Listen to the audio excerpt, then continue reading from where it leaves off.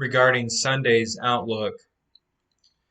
In our intercept, we are going to go out. We're going to leave at 3:30 this evening, depart at about 4:45, 5 o'clock to head out to in between Sedalia and Joplin to intercept this robust severe weather setup. What we're going to go ahead and look at here is the HRRR. We're going to go ahead and look at the surface temperatures first. Scooch it back. And we're going to go ahead and look at the temperature profiles here. We're looking at great temperature profiles. Anywhere south of Jeff City, we're looking at already about 12 to 1 o'clock. We're already looking at temps between 70 and 75 and almost 80 degrees down here, Arkansas border, Missouri-Arkansas line.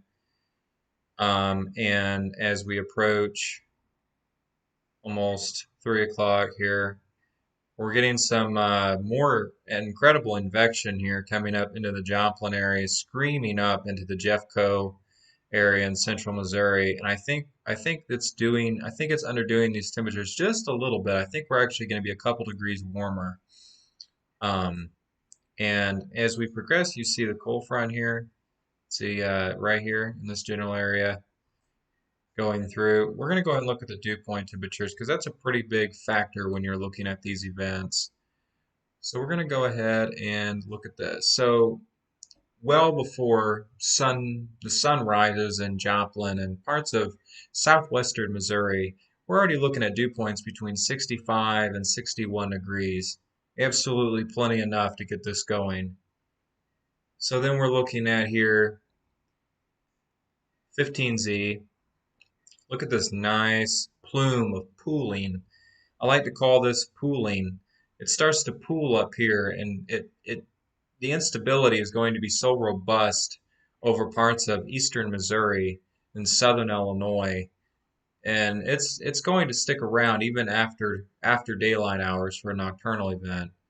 This is what I'm talking about, the pooling here. Depending on how far this warm front goes north, we could be looking at this pooling being a little bit further to the south. If that's the case, we're going to have a little bit more higher dew points to work with, which means our severe weather scenario will be a little bit more robust. Still at 19Z. Here's the front right here. Right here. There's a little bit of a cut right there. A little bit of a bulge. It's not too much. It's not very impressive. And this is one of the things I want everyone to pay attention to. You see these spots right here where it looks like it's drier air. That's not. That's actually supercells right here cutting into the upper and lower atmosphere. This is depicting where the supercells on the dew point map will be.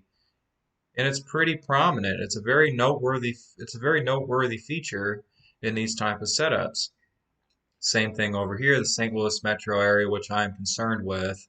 I think that St. Louis, somewhere near St. Louis, within about 35 to 50 mile radius, we'll see a tornado tomorrow. It's a very good probability. I'm a very conservative forecaster, meteorologist. I don't hype things up. I can't stand that. And then well into the overnight hours Monday into Sunday night, still looking at good dew points.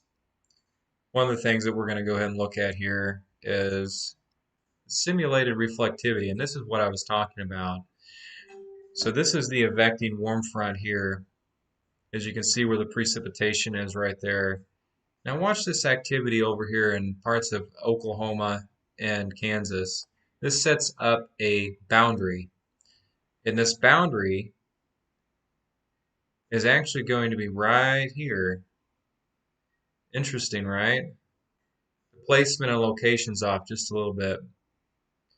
So as this front is right here, front's right here, we're starting to have some initiation close to 3 o'clock. Now I want you to watch this. And this has been very consistent. Anything that forms out ahead of the front in these type of setups has the potential to be tornadic. And most of the time that I've seen and I've researched, most of the time these cells are supercellular in general. and they do have tornado probabilities, very high probabilities with them. When you get any of these type of cells that develop out ahead of the line, and this, when I'm looking at this here, this tells me that these are going to be somewhat isolated. I don't think they're going to be completely linear, and I don't think they're going to be completely congealed into a linear line. I don't think they will. And also, another noteworthy feature here is you can see the kinks in this, which is indicative of rotation in these. And this is just a particular model. It gives us a general idea of what radar may look like, but it's handling, I think, decently. Now you're also still seeing these kinks right here and right here as it progresses. I'll go back and I'll show you all what I'm talking about, the St. Louis area. With a kink right here, a kink right there, and a kink right there. And then what we start to see here is a comma head. That's something you don't want to see with a kink on the southern side down here. And then you have a nice bowing structure here with some good backing to it. And then as we progress later on, when we're tracking this and following it through, we're starting to see some supercells, some isolated supercells down here in southeast Missouri near Butler County and Carter and Ripley. Those will and do have the potential to produce tornadoes as well. And as we progress, and this is a thing that is kind of a catch-21 situation over here in southeast Missouri and southern Illinois, the environment's going to be untapped. So I'm thinking that once this line makes it into this area, I'm thinking that it's going to intensify rapidly. Once it gets once it gets east of I-57, it's going to start weakening slowly. We have some helicity swaths here with some embedded rotation, indicative there on those features, especially right here as well. And we're going to look at tornado parameters. And this is something that's pretty interesting here, I think. Right here, and near the surface low, obviously, you're having parameters of 7 and 9% up here in this general area. I think that's a little bit too far north. I think those are going to extend a little bit further down with time. And same thing down here. It's actually catching onto those supercells in this general area once that line, and then it starts to rapidly strengthen as it gets into this area again, because once again, this atmosphere has not been tapped into. It's not been messed with in any way. So I'm thinking that our parameters are going to go up here. That's why I think the SPC maybe slightly underdoing it in my area where I live anyway. Just a little bit. Just a teeny bit. That's all that matters. So that's basically what we're looking at here. We're going to start leaving here about 4 o'clock in the morning. We're going to head out to in between Sedalia and Joplin, Missouri, kind of get a staging point, get out there and keep an eye on it. And whatever goes up, there'll be some LP, low precipitation based supercells, but they will be out of front, out and ahead of the line. And they will be LP for a couple hours, and then I expect them to become HP. I expect everything to become rain wrapped after 5 o'clock. I expect everything to become rain wrapped after 5 o'clock. It's going to be very hard to see these.